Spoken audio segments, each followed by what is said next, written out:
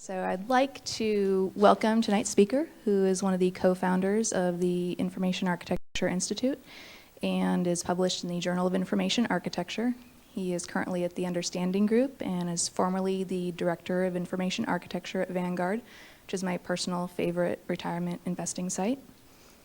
And he is writing a book on context, and most recently spoke at the Information Architecture Summit in Baltimore. And if you missed him at dinner tonight, he will be at Web Visions in Portland. Is that correct? Oh, yeah. Yeah, in May. And he remembers now. And it's been a long week. Yeah, he just flew out here. So please give a warm welcome to Andrew Hinton.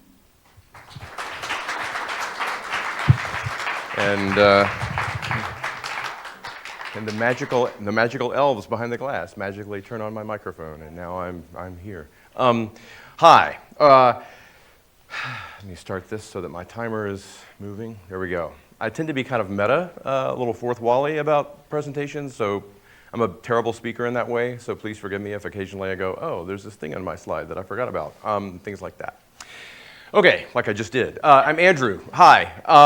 I haven't been actually nervous talking to a group in a while, and it just hit me 5 minutes ago that I am standing in Park.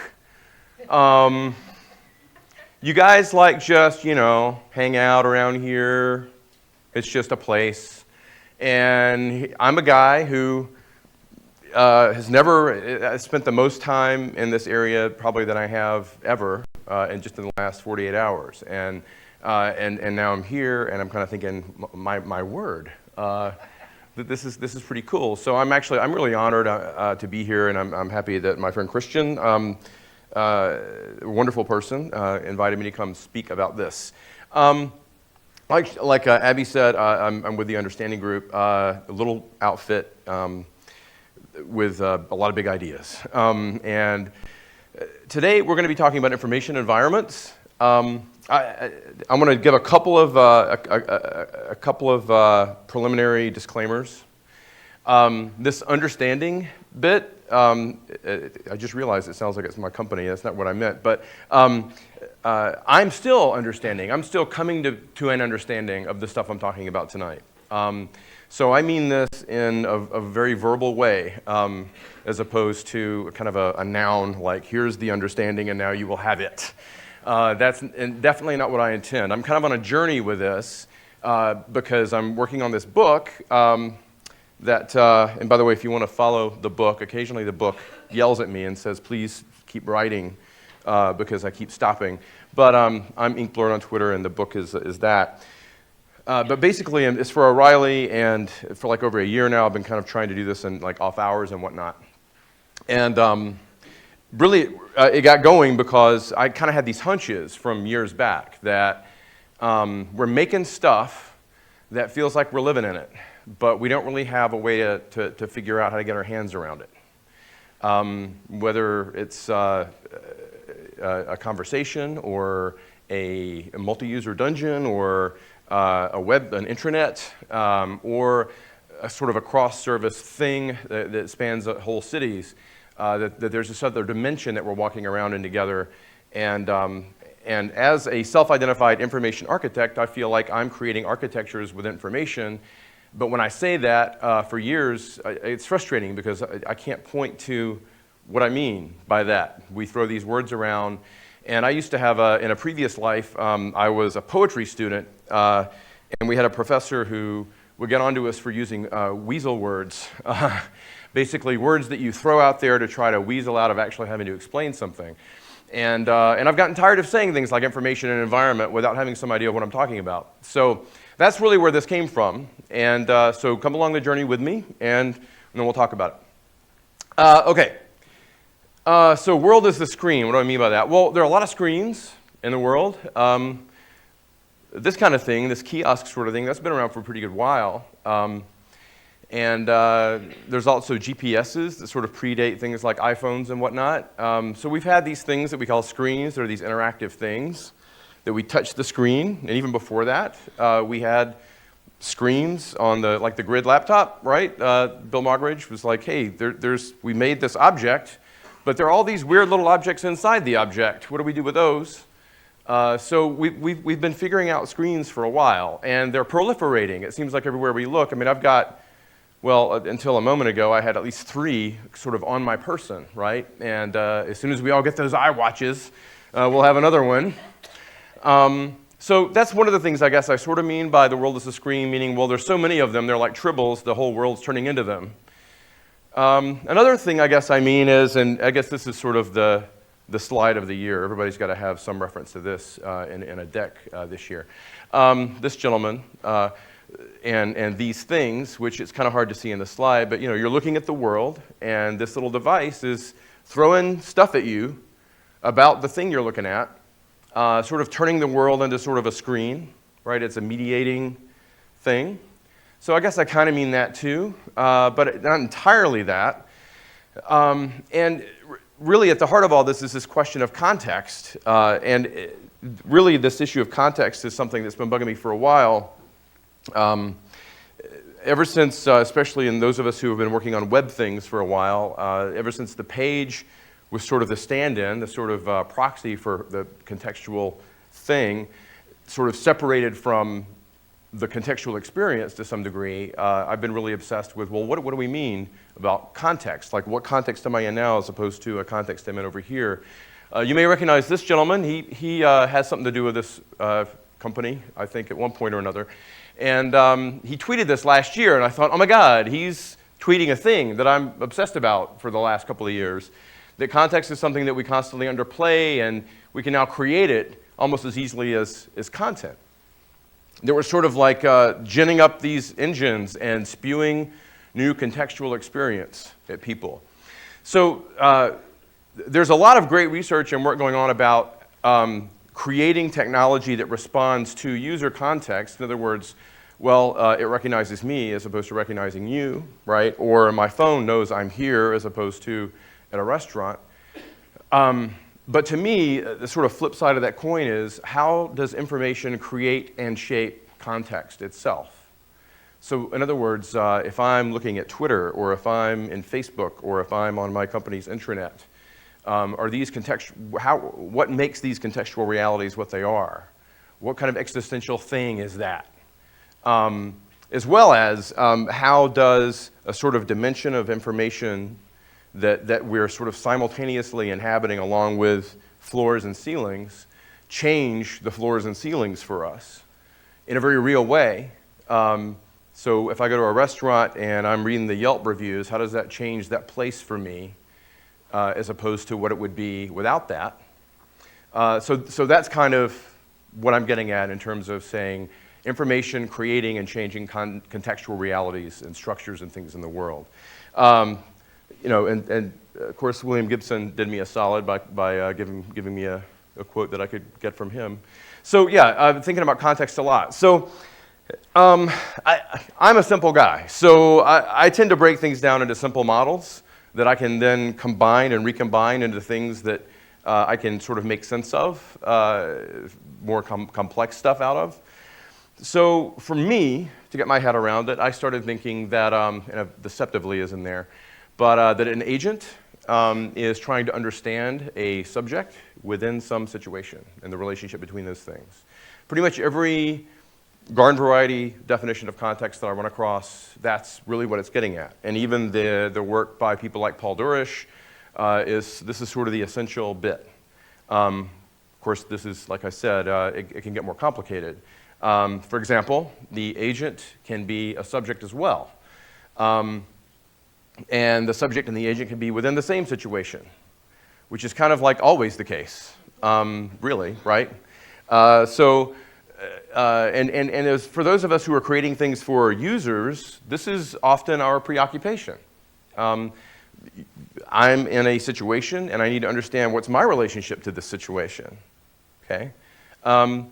And then there's, many situations and many subjects, and we're all in a room together, or we're all in a Facebook together, and then there's Zuckerberg doing his thing from the mountaintop, throwing down the lightning bolts and going, now it's this kind of a place. No, now it's this kind of a place. And we're all trying to figure out what the hell we are and what we are in relation to everything else. And it gets complicated. But I still feel like going back and going, okay, well, we have to start breaking it down the way you would break down a paragraph or a sentence into its component parts and go, okay, how do you eat an elephant, right, one bite at a time? So the first bite is, okay, let's pick a thread and go, what's the relationship of this perspective, this agent, to everything else? Now let's switch to this perspective. So I started thinking about it that way and kind of thinking about it that way in some of the work I was doing. But that's just for starters. This kind of complexity has been bedeviling us for a while. A while back, Facebook had this thing called Beacon. Everybody remember Facebook Beacon? Okay. Well, so Beacon was, a few people do. Beacon was a thing where it was not long after Facebook created the news feed, which was a new thing, I think 2006, I forget. It's changed a lot, like every year. But the news feed was sort of like, okay, well, here's a gathering up of all these things going on and what your friends are doing. And that in itself was kind of controversial because it was sort of like on. It was like everything's open all at once. And people were like, I don't know, like this. Okay, well, let's give you some controls that if you can find them and if you can understand them, you can use them to change that contextual experience so that other people maybe aren't seeing everything that you do within Facebook. Okay. And then they decided, hey, let's partner with Amazon and this and that and the other, these other places. And have code that knows that you're there and what you're doing, even if you don't even have the Facebook site open. And or if you're not even like in it at the moment. And tell your friends what you're buying because they might want to know. Sure. Well, that didn't go over very well. And they got in a lot of trouble for it, actually. Google Buzz got in a lot of trouble. Remember Google Buzz? Okay, Google Buzz got in a lot of trouble for similar reasons. They created this whole product and then sort of pilot tested it within the context of Google. But then when they opened it up to the general public, it turns out the general public is not Google. Who knew? And the relationships were more complex, more complicated. So like, yeah, I just broke up with this really abusive partner, and we email each other a lot because I'm trying to get a restraining order.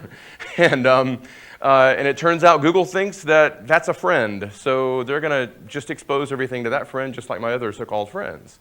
And they got in a good deal of trouble for that. So these kinds of things, I mean, these are two obvious examples because they're social, contexts.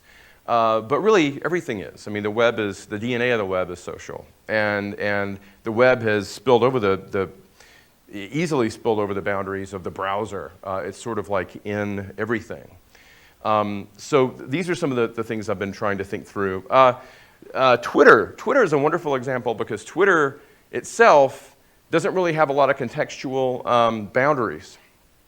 The sort of core of what it is something that's really made to be put into lots of other contexts. So it started off as SMS, sort of single message. There's really no feed. There's just sort of this tiny aperture that you're experiencing tweets. It wasn't called that yet, or that sort of, like everything else about Twitter that's of a whole lot of value, it kind of emerged from the collective usage of Twitter. The website kind of gives you this, they started doing the website, right? It had the full view, center of attention sort of changed what it was. It was no longer just, hey, I'm going to tell my friends where I am, but it was a page. Now I have a Twitter page. And it still sounds weird to me to think of a Twitter page because, well, that's one instantiation, but there are many others. TweetDeck, when that was a big deal, when it first exploded, it bugged me because I kind of felt like it was cheating, like it was breaking Twitter, right? Because then you could filter people. And so like you might be following me, but you don't really read me because you didn't add me to your people I actually want to read list. But it's a completely different contextual experience of Twitter. And so, you may act one way while using TweetDeck as if everybody else is in Twitter the way that you are, but they're not in Twitter the way you are. They're in the Twitter this way, or they're in Twitter this way. And it can get really confusing. And then you've got the desktop app, and you've got these embedded feeds and whatnot.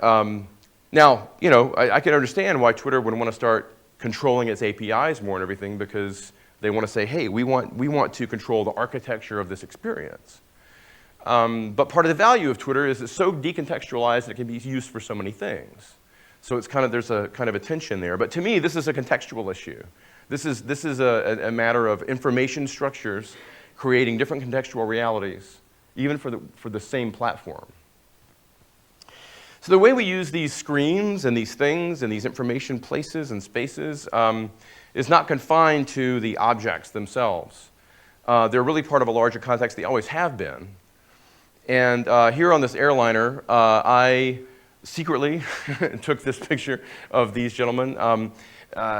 This guy is watching a football game, but he's not watching a football game exactly. He's watching an avatar of a football game, right? It's a distilled iconographic signifier of a football game. And he is looking at this, but he's not just looking at it by himself.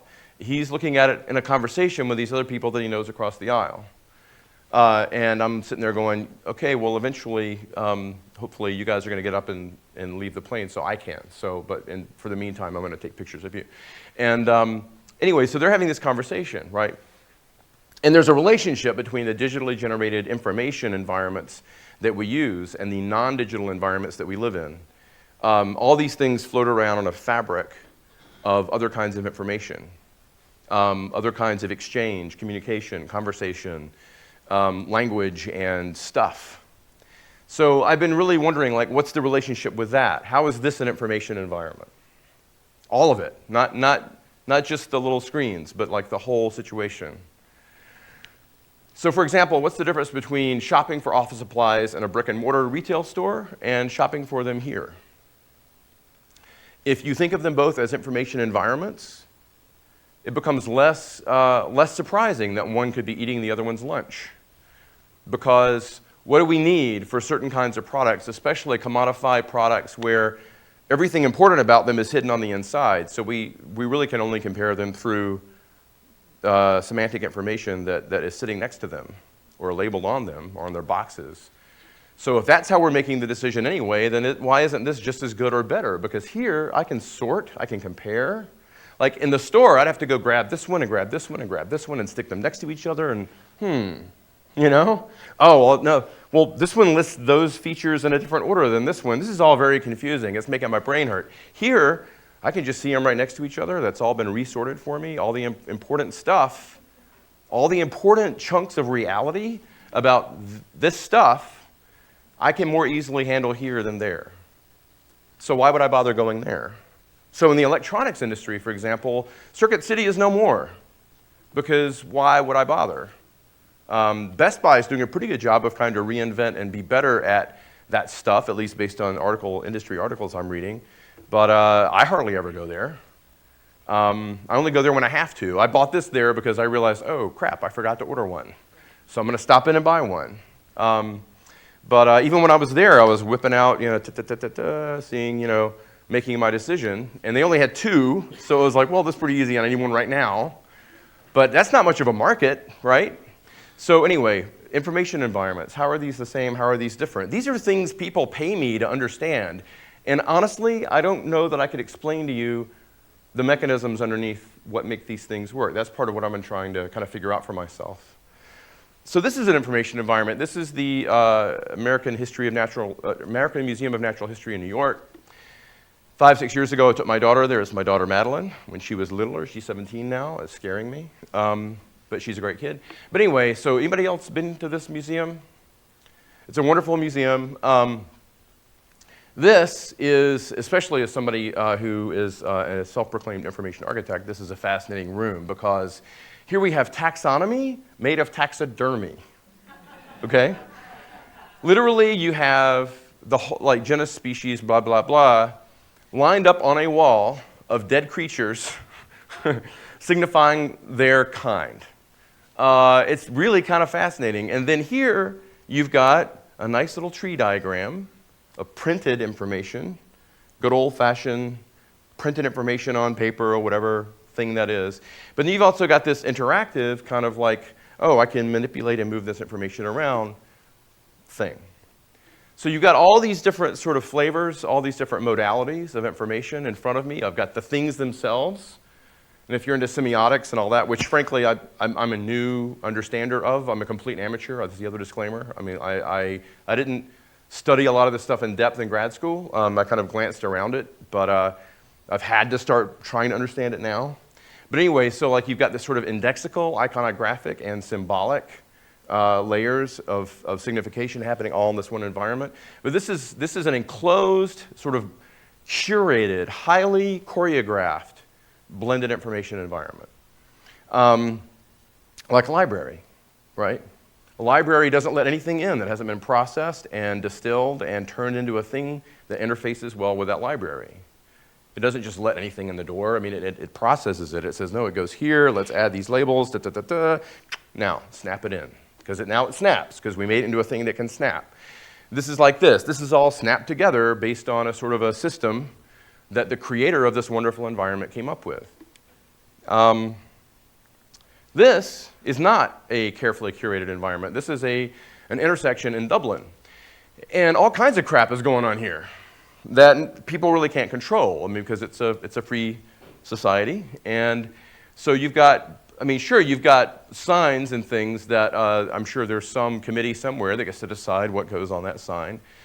But it used to be that signs were surfaces that we could sort of equate with the things they were telling us. These are not surfaces that we can equate with the things they're telling us because it's unstable. It changes. That could say anything. That could quote Beethoven's Ninth if it wanted to, right? It could do whatever. And I could play, I don't know, Pong on that, right? That'd actually be pretty cool. I don't know if it would help the traffic, but. So this is a fascinating environment to me because it's kind of mundane. Like, this is not some super futuristic Gibsonian, William Gibson-y cyberverse. This is just a street corner. But here's this stuff kind of like emerging in our environment that, all of a sudden signs can say different things all of a sudden now. You don't have to climb up a ladder and change papers on it or whatever. So this is blended, but it's open-ended. It's cumulative. This is a very ancient city. It's got all kinds of stuff in it that no central authority was able to say, no, this is exactly how this is going to be. The sort of utopian perspective would want that. The sort of modernist perspective would maybe want that, but that's not reality. Stuff just happens. So how is an information scape like this? What are the components of it? What are the layers of it? Again, so far, like in the stuff that I read, and I try to read what I can. Of course, I'm not an academic. I don't have that much dedicated time to read everything, but things haven't picked apart this kind of a world for me yet. It's more about the screen on a device or something along that order. The IA Institute, which is still just a baby, that's still kind of trying to find itself 10 years later, we tried to kind of define information architecture. I'll go ahead and say I'm not a big fan of definitions anymore. I'm really more into descriptions that we can use for things, because definitions, especially for stuff like, I mean, even architects don't agree on what architecture is. I mean, for certification, there's something that says a thing, like you have to be able to put two bricks together so it doesn't crumble on top of people's heads, basically. But that's a very thin sliver of what architecture is about. So the aboutness of architecture is something that they're all still screaming at each other about, which is great. That means that it's a living, breathing practice. So among the IA crowd, we're still figuring all these things out. But one of the things that we put out there a while back was the structural design of shared information environments. Because we knew that the organizing and labeling of websites, intranets, blah, blah, blah, was a more concrete thing we could point to 10 years ago to try to help people get jobs. But we also knew that that was not the whole world and that there was a lot of other stuff that was going to need to be figured out. So we put this phrase into the world, kind of like, well, we know in like 10 years it's going to be nuts, so let's make sure there's something that can accommodate that and scale to that. Well, here we are 10 years later, and we don't really have a discourse around what this is. So that's another reason why I've been trying to figure this out. So a lot of us have learned lots of methods, tools, and processes, these sort of cookbooks of, look, if you do this card sort, right? Or if you structure a usability session in this way, or if you do this or you do that, there's sort of like this machinery that you can put in a problem and It spits out an answer. I mean, by the way, another disclaimer, I tend to paint things in broad brushes for the sake of conversation, but I know most of the things I'm saying are more complicated than the things I'm saying, so just so you know. But anyway, but a lot of these things, right, are things that like we sort of inherit, like, oh, somebody figured this out already, so let me take this and use it. Somebody figured out this hammer, okay, good, I don't have to figure out hammer anymore. Now I can hammer things. Somebody already figured out saw, okay, I don't have to figure out what saws are, I can just use them. But what's underneath? What makes them work or not? Like, how come a saw can cut wood and a butter knife really isn't that great at it? You know, I mean, I know that one works better than the other, but it takes some kind of understanding of physics to understand why one works better than the other, right? So if we're going to get better at these things, if we're going to start trying to like split atoms instead of just wood, then we need to understand more about what's going on underneath all this. So the other way to maybe mean the world as a screen is, what about this world? What about this landscape? Even if you take away the human-made structures in this, there's a lot of stuff going on. There's a lot of structure in the environment. The trees have a certain structure. The ground is there. There's a hill. There's a lot of structure, even though it emerged out of nature.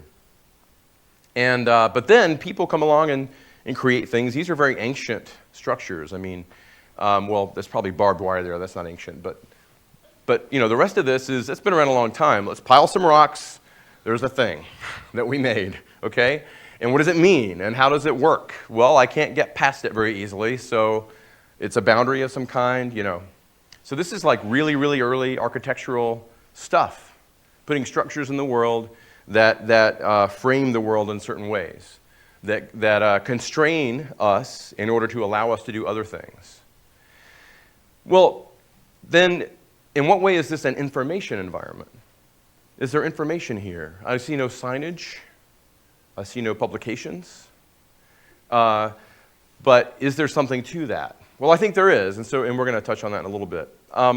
So Stuart Brand, back like 10 years ago, brought to us his wonderful idea that he's talked about before, his sort of appropriation of is it shearing layers, pace layers of how like nature moves more slowly, culture moves more quickly, blah blah blah blah. There's a lot of change that goes on more quickly and with more sort of wandering as you go further up. And the idea that, you know, when we're talking about stuff, this is like one of my favorite framing devices ever, is this. When we're talking about stuff, let's figure out what is the thing we're talking about. Are we talking about something down there or something up there? It helps us to understand sort of the nature of the thing we're discussing. And so I came up with this. Now this is still in the works, and it's much more narrow focus than Stuart Brand's.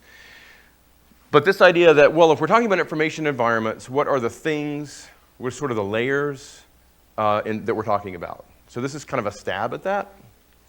And at the top, you've got this information technology thing, which, you know, changes every day. Like 6 months later, this thing you bought is now obsolete because now there's this other thing that is completely different and blows it away. You've also got this information organization and design, which is a kind of a set of theories about how to move signifiers around and how to relate them to one another. But then you've got written and graphical language and spoken language, which written and graphical language came much, much later than spoken language. And it's really sort of an encoding of spoken language. Basically, normally I start at the bottom, so let me start there. So basically, at the root is our perception and cognition of environment, and these are things that don't really at core change over millennia. Now, in this case, when I'm saying perception and cognition, I'm not talking about the more sort of cultural or semantically bound idea of perception, like I perceive that you are a really nice person, or I perceive that this chair is a fancy chair versus a not so fancy chair. I'm talking about like the kind of perception and cognition that lizards and spiders have. Okay, that's sort of like, well, how does that creature move? How does that creature get around in the environment? How does that creature survive? Spoken language is something, according to some people I've been reading, that hey, it's been around possibly over 1 million years. based on some pretty solid evidence and some pretty solid hypotheses that it influenced our evolution, that it's been part of the environment. I mean, if you think about the fact that we're not alone in nature. I mean, we're together, and we've been a very social species for a very, very, very long time. Language has been part of that, and has actually been part of the environment that has changed with the kind of species that we are. But that's spoken language. Written language comes much, much, much later, and that's the sort of graphical or symbolic language that are technologies, in a sense, for encoding, recording, and sharing spoken language. So all this stuff sort of, meets, we sort of build on all these things until we finally get to information technology. I mean, really, information organization and design and information theory, in the Shannon sense of information theory, is really just taking the encoding that we already do with writing, and it just pushes it to an extreme. So that it's something that is encoded to the point where it's very efficient for machines, but not necessarily for people, so that we can then put things in it and get things back out of it over distances or over time. Anyway, so what I'm wondering is, are there ways that we can start even further down, right? I mean, how far under this can we go?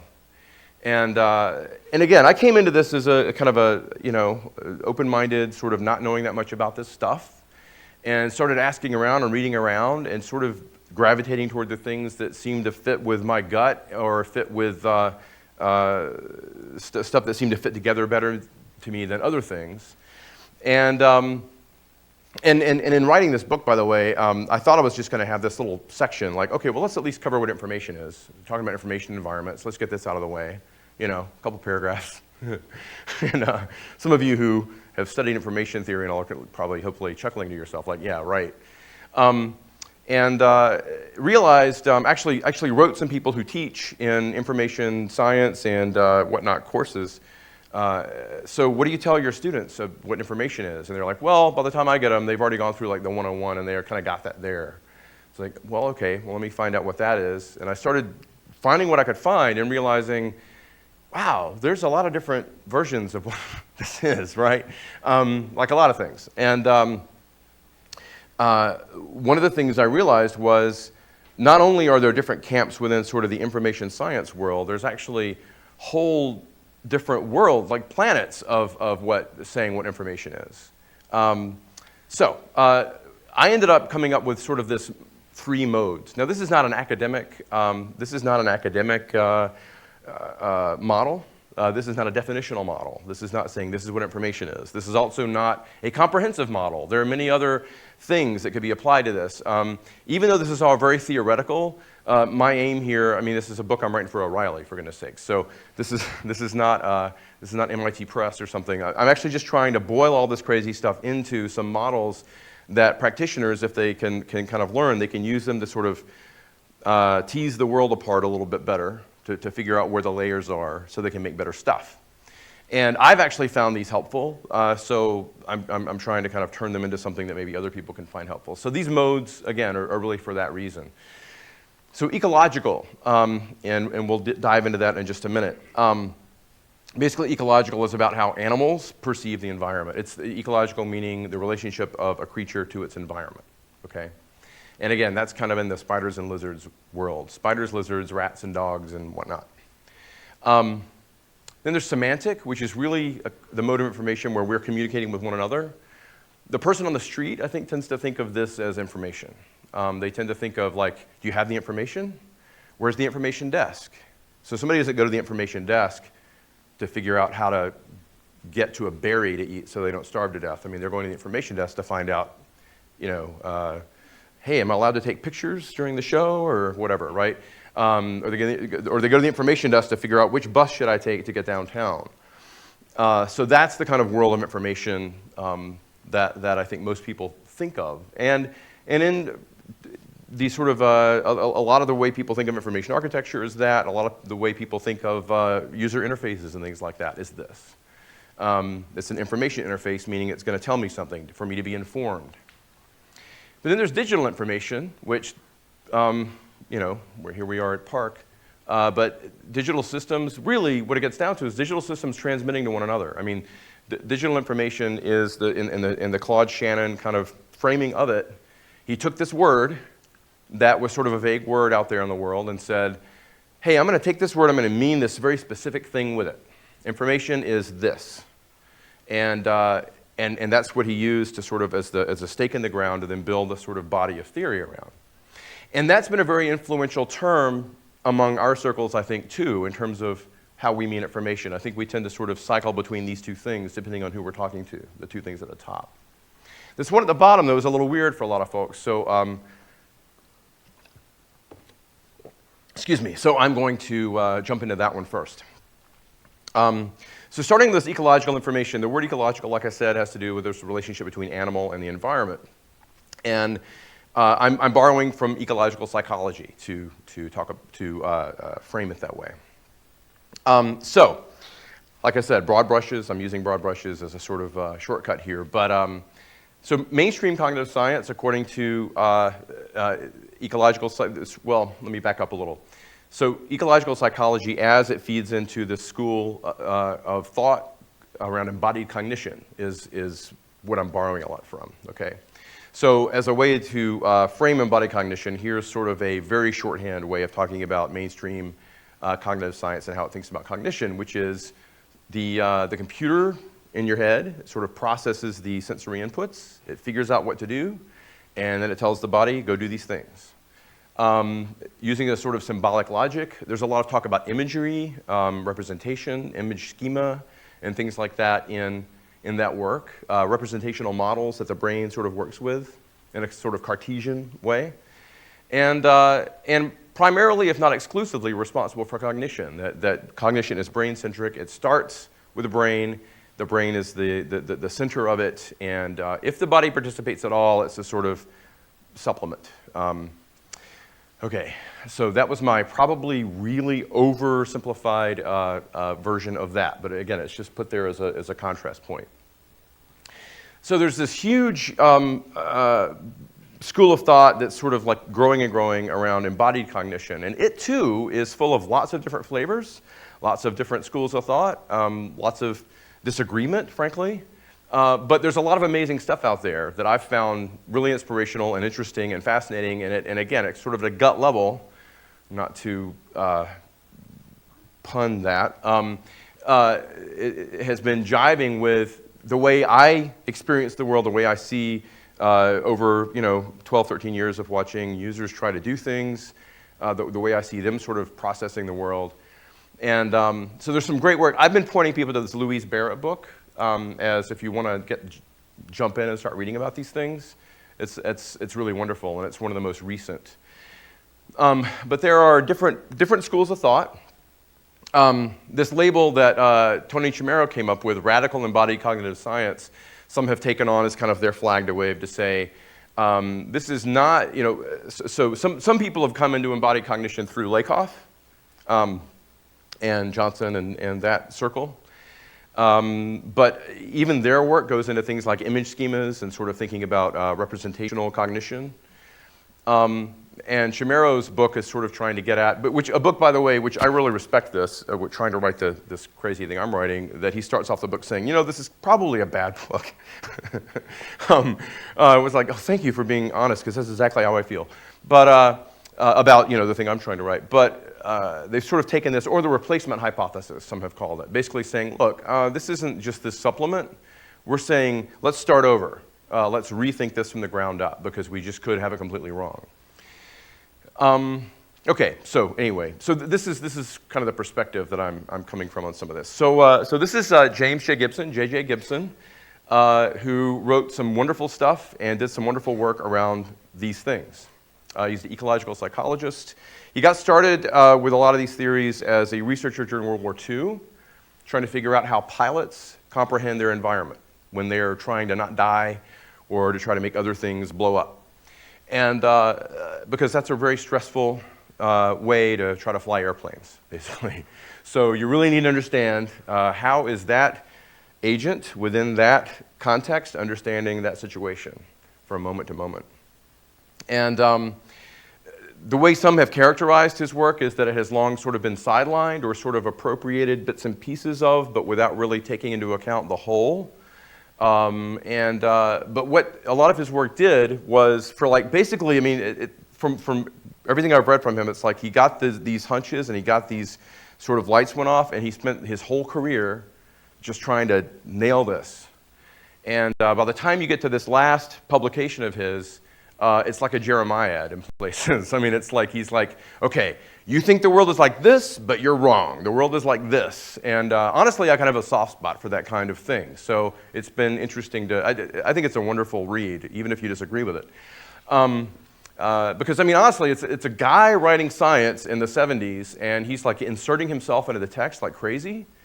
And got all this personality just bleeding all over the place. It's just a fun read. But the ideas are really fascinating. So what I'm trying to do is to take some of these ideas of his and not necessarily say, look, this is the only way the world is. But in trying to figure out context, I'm trying to figure out, well, rather than getting into philosophy land, let's take some science and see if we can come up with some models that we can use to sort of make sense of the world contextually. And we'll get to those in a minute. Okay. Mr. Gibson was the creator of this concept of affordance. In his book, he says the word afford is a verb. It's not a noun yet, but I'm going to make it a noun. Affordance. Boom. Here's what this is. Now, some critics have said, hey, Gibson he sort of took this word and made it this sort of rubric for his hodgepodge of ideas, but never fully nailed it down very well. I'd probably have to agree with that, because I've tried to tease it apart myself, and after a while it's sort of like, well, what does he mean here, what does he mean there? But I was a philosophy major as an undergrad, and I remember trying to read Heidegger, and it made like almost no sense to me. And if I ever get around to teaching a phenomenology course, I'll probably have them read this first, because even though there are some places where he gets a little Heideggerian, where he's sort of like, hey, I'm going to cram some words together in these new ways, and you're sort of trying to get your head in there to kind of figure out what's he getting at. It's only in a few places. The rest of it's pretty crystal clear. So to me, he's doing a better job than Husserl or Heidegger or the others, who are sort of still living in this kind of language cloud. He's talking about these very concrete things that are pretty easy to grasp.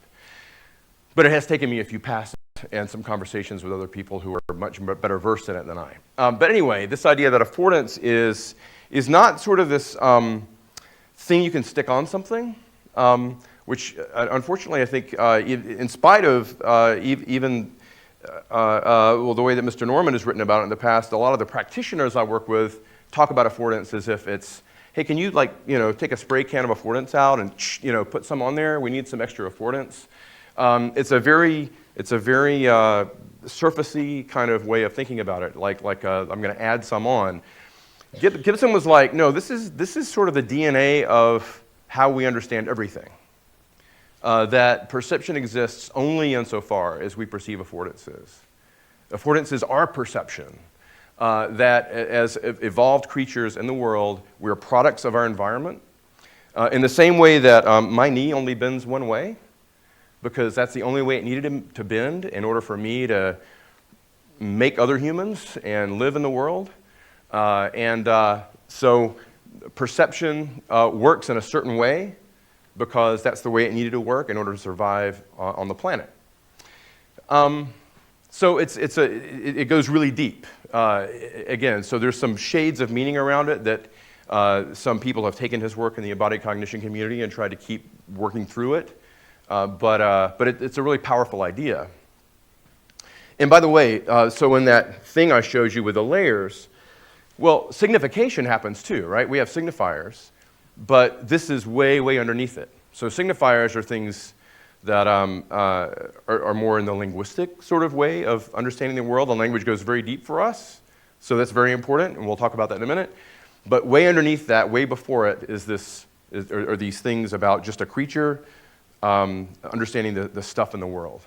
Okay, so there's this idea of information pickup theory. So this is this other idea of information. And what happened was I was trying to figure out information. I was really interested in this embodied cognition thing because it seemed to jibe with what I was experiencing, where like, well, you've got people who are in these computer-driven environments or computer-influenced environments who respond to them like they're reality. And I was like, so it seems like it's embodied. There's this embodied experience. So I started asking these embodied people, like, well, what do you guys make of information? and they pointed me at Gibson. And so I've been trying to sort of use that to talk about this other modality of information. So the agent, this is sort of my framing of it to try to explain it, but basically it really jibes a lot with what the cyberneticists were trying to do back in the day about feedback loops. But it's getting at this idea of an agent is in the environment, and there's this continuous loop of acting in the environment, picking up information from the way energy interacts with the environment. And the information that's picked up really has all to do with how can my body do things in the environment. So how can the environment, what does the environment mean to my body and the way that my corporeal structure can accomplish survival in that structure? Does that make sense? Maybe not. It's hard to explain even after thinking about it a lot.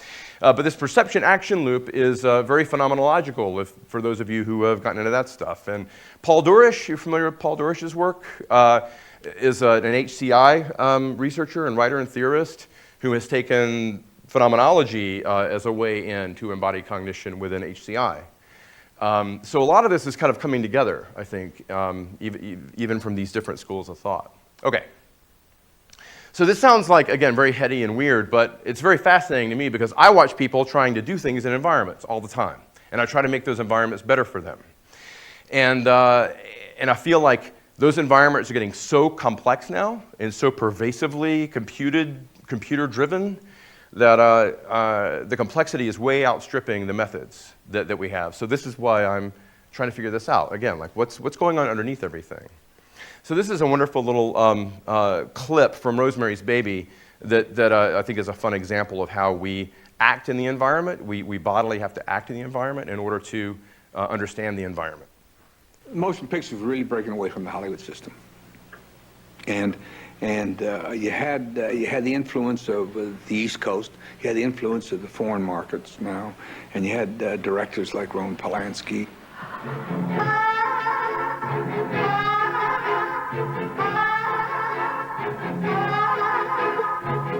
What have you done to it? Roman had a magnificent background. He went to the Polish film school.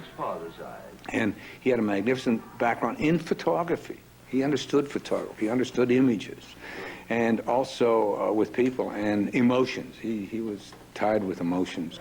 I won't let you go to no Dr. Hill nobody ever heard of. The best is what you're gonna have, young lady. Where's your telephone, huh? It's in the bedroom. There's a shot in Rosemary's Baby. Says, where's the telephone? And Mia says, in the bedroom. And Ruth says, oh, good, and she exits. Roman says, Billy, give me a POV of Ruth. And I got him framed perfectly. Beautifully see her on the phone talking. I said, okay, Roman, we're ready. And he comes over and he looks, he says, no, Billy, no, Billy, move to the left, and kindly move. And I look through and I see just the back of Ruth Gordon seated on the bed. And you can't see her face or see the telephone. I said, but you can't see her. He says, exactly. I said, oh, okay. So now we go to the theater, and 800 people in the theater all go to see around the door jam. That's Roman Polanski. Okay, so I love that. That's a wonderful documentary, by the way, Visions of Light. It's great. But that's a great example of how, you're sitting in a theater. It's an image. It's not a real place. Your frontal cortex knows that, right? I mean, I know I'm not looking at a real person sitting in a real bedroom. But my frickin' body just leans like it just can't help itself, right? It just goes, oh, well, what's she doing? That's what we do. That's how every creature on the planet figures things out, is poking it. Poke the environment, move in the environment. And that's at the core of Gibson's ideas. He rails against the idea that you've got a lab where you strap somebody in, like Alex in Clockwork Orange, completely still, because God forbid there would be any variation in the experiment, right? And then you show them images of the world, which aren't even real things. I mean, and there's some folks over in the UK who I should have put a link to in here, but who were sort of also on a warpath about like, hey, here's another article where people are thinking they're learning about cognition. They're showing images of the world, but those aren't actual things in the world. And he was like, you're going to learn about the cognition that happens in that really weird state that doesn't exist in nature, really. And that's not helping us understand actual cognition. So, okay, so again, trying to boil all this stuff down to a few key ideas. The whole point of this, I mean, I'm really into this, and I'm enjoying reading about it, learning about it. But my point here is not necessarily to argue the point of view in terms of cognition theory, because that's somebody else's bag. I don't get paid to do that. I get paid to figure out how to make stuff that people can move around in and do things in better and better ways. So for me, this ended up being a wonderful framework, pulling some things from Gibson's work to try to figure out ways that we can talk about digitally made or created environments or other kinds of environments that are made with semantic stuff, not just objects. So one of the concepts he talks about is invariance, the idea that we perceive elements in the environment as invariant or variant, persistent, not permanent. There's nothing really permanent anywhere, but invariant meaning persistent enough that we can satisfy our way through it. You guys familiar with the satisficing?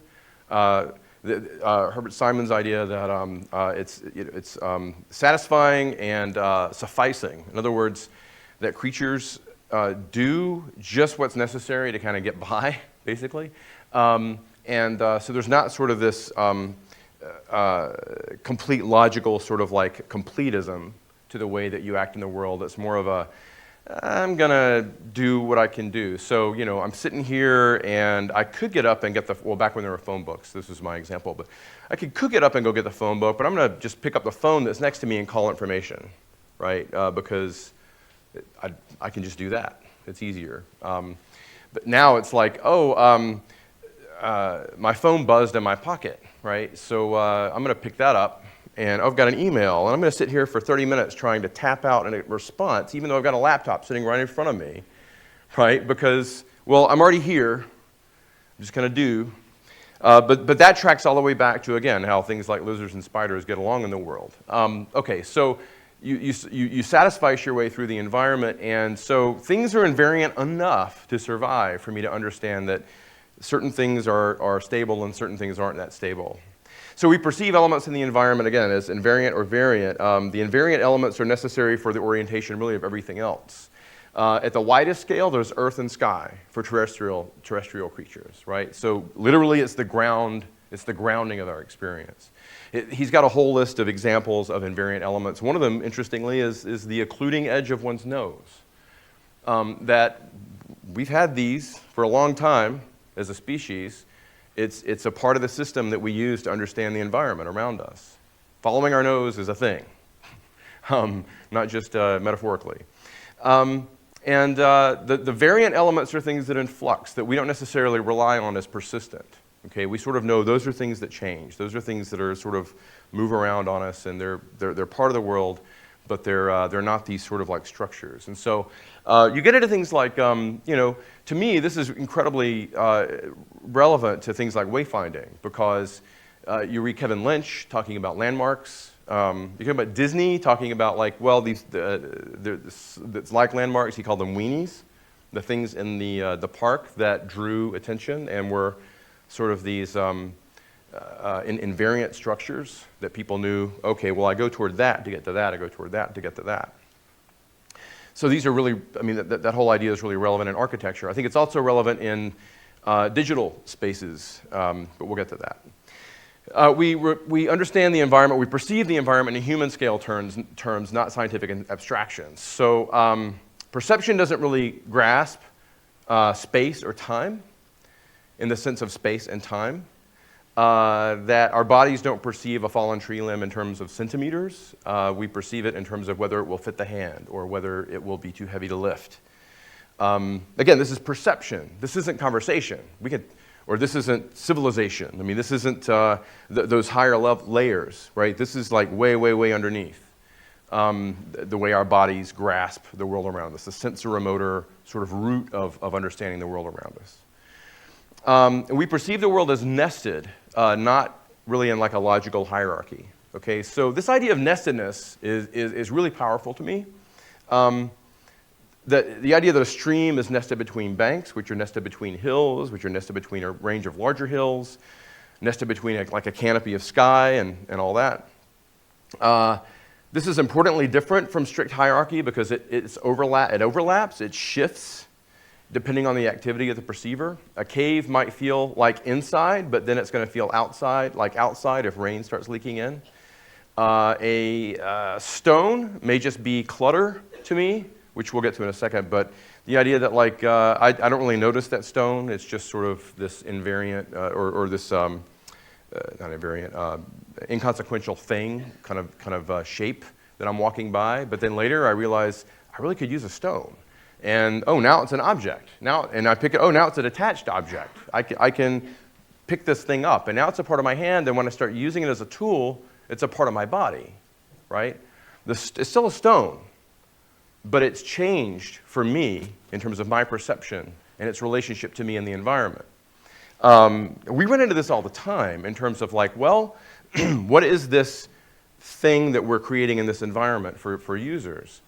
And we want to define it and get it very efficient. You know, machines like things to be efficient. They don't like a lot of fuzziness. They just, okay, just decide what this is and put it out there. But if that's all that stone was, and it couldn't be those other things, then I wouldn't be able to use them and understand them in those other ways.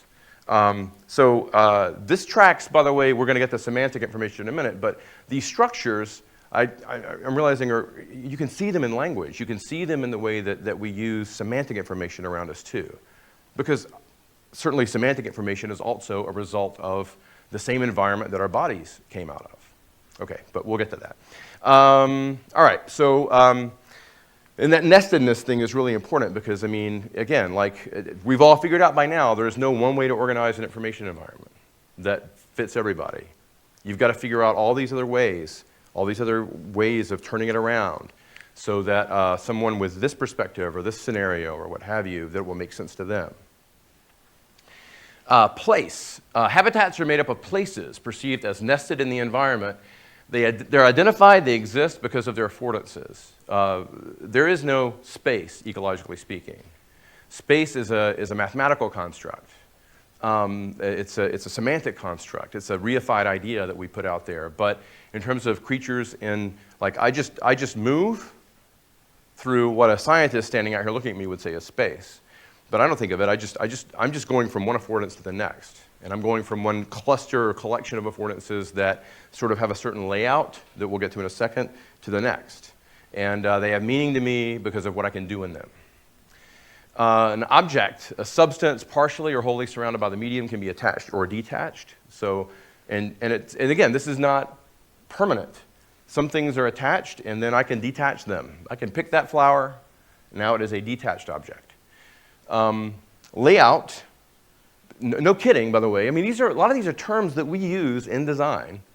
And like, it's this wonderful, can you blame me for just being all excited about this? I mean, it's this wonderful sort of like way of thinking about perception and cognition at a very deep level that tracks all the way up to the stuff that we use to make interfaces and service design constructs and everything else. Layout, the persisting arrangement of surfaces relative to one another and the ground. It only exists, again, insofar as objects and surfaces afford meaningful action. Everything else is clutter. How many people have you heard say, this is really cluttered? Right? I mean, he didn't see people looking at user interfaces. I mean, Gibson passed away before the web, before really this kind of stuff started getting sophisticated at all. And, compared to what we have now. And yet, like, these are wonderful words that are just very, like, oh, yeah, we know what clutter is. This isn't a very, and by the way, the wonderful thing, too, about this is you'll start, every time I talk about it, I kind of feel like I'm a medieval physician or something, because it just seems so primitive. But that's kind of the point, is it is super primitive. And it's kind of a head spin, because we're so used to thinking about the world. If we're going to be scientific, we have to think about the world through all these scientific semantic constructs and mathematical constructs. And, but then I think his point brings us to the sort of naivete of creature in environment. And what happens when we turn everything around and we start from that perspective? What does everything look like then? An event is a change of substance, place, or object. This is how we ecologically perceive time. So again, we don't really perceive time as a measured thing, like a Cartesian thing. We perceive events. Now, we have clocks that tick. That's an event. That's an ecological construct we're putting in the world. That's a thing that moves with surfaces. But because of its regularity, we conflate that with, time. But we all know that if we're having fun, time flies, right? Blah, blah, blah. Time is relative in terms of actual experience. And for real. I mean, time shifts for us in very meaningful ways. And I think it gets to this idea that at rock bottom, time is really more event-driven, and it's driven around affordances and the things that are engaging our organism. All right, so I went into a lot of detail on that because it's the part that I think a lot of folks don't, haven't heard yet, and I think it's a fascinating foundation for moving further up this pace layer construct. This is Sigmund. This is my Boston Terrier. He's a red Boston Terrier, not sort of a brownish brick red, which the Kennel Club does not recognize as official. So, screw them. They don't know. He's awesome. Isn't he? Now, that's not his body. That is a costume. And he doesn't look very happy about it. But those are his laser eyes. He does have hypnotic laser eyes. So that's one of the amazing things about my dog, Sigmund. Anyway, I had never had an indoor dog before growing up, but we always had outdoor dogs. So as an adult, I had to start learning how to deal with an indoor dog and really train a dog and all this stuff. And when I try taking him for a walk, notice I said try. We're getting better. He's 2 now, and we just sort of give up. But we got this new harness that we'll go into. But it's getting better. But we'll take him for a walk, and technically, you're supposed to kind of discipline the dog in terms of not discipline, but you know what I mean, have some discipline and regularity and establish patterns. And so you're walking the dog, and the dog's supposed to follow you. The dog's supposed to heel and walk along next to you, ideally, not be darting off and doing its own thing. But he darts off and does his own thing a lot. Especially when he was a puppy, he just didn't understand a lot of the stuff that he was encountering because he grew up in a place where he was bred and all that, and a really nice place. But it was not he learned certain things in the world that weren't the things that he encountered when he came home with us. So it was like a shadow or something he'll see and kind of stop, I don't know what that is. That's a weird looking thing. Is that going to follow me? What is that? He didn't know if that was invariant or variant, his body, his perceptual system. Didn't know how to afford, what affordances were available to motion in that situation. But anyway, sometimes he'll stop and I have no freaking clue what he's stopping about. And so I'll just indulge him, and it's he'll find something. If anybody has dogs, they'll stop and they'll go sniff the hell out of something oh my God, it's like an IMAX movie over here. This is incredible, right? They're just just sucking it in. It's incredible. And I'm I sense nothing. I have no idea what you're talking about or talking about. You know what I mean? I have no idea why you're doing this. So there's this other idea from, and I keep forgetting how to pronounce the name. It's early 20th century theorist from Europe. This idea of Umwelt, but the idea of basically that different creatures live in sort of different worlds, even though we overlap in many ways. That we perceive the world through these different lenses. And Sigmund and I live to some degree in the same world. And one of the things about dogs that's wonderful is that we live in more of the same world than a lot of other animals do, because they've sort of evolved through the pressures of our natural selective activity with them so that most of them now are have cognitive abilities to kind of read our facial expressions, tones of voice, and things like that, which is pretty amazing. So it gives us this illusion that we're sort of in the same world. But what dog trainers will tell you is, don't let that fool you. You can't anthropomorphize your dog, because then you're just going to get dysfunctional. You have to remember that's a dog, and dogs understand certain things in different ways than you do. For example, we'll go to the dog park, and faces of dogs are not like faces for you and me. The faces for the dogs are on the other side. So anyway, which, like you do. He doesn't have this layer of sophisticated symbolic language like we do. He picks up on signifiers that I can throw his way. But if I say good dog in a mean voice, he doesn't feel like a good dog.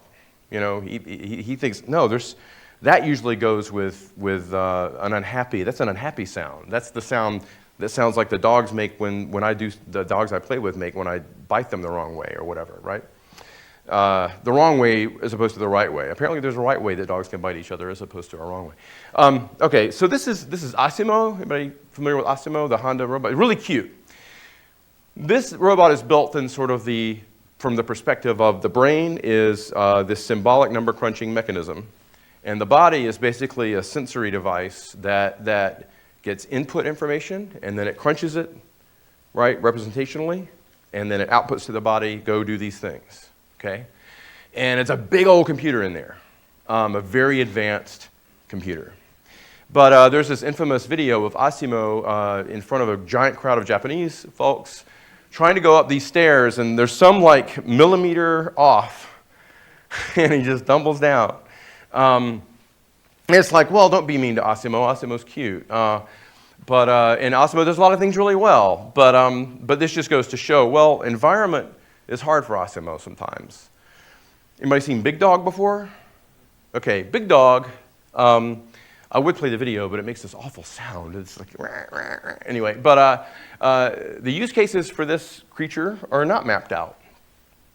The architecture of the body really does most of the thinking in this case. In this case, the joints and the way that this thing is constructed respond to the environment in a way that like a billy goat going up a mountain responds to the environment.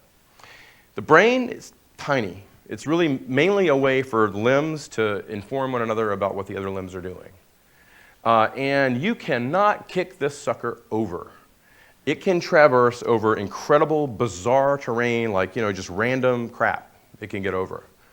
And in the video, go look them up, it's amazing. It's like a ballerina dancing when it keeps itself up.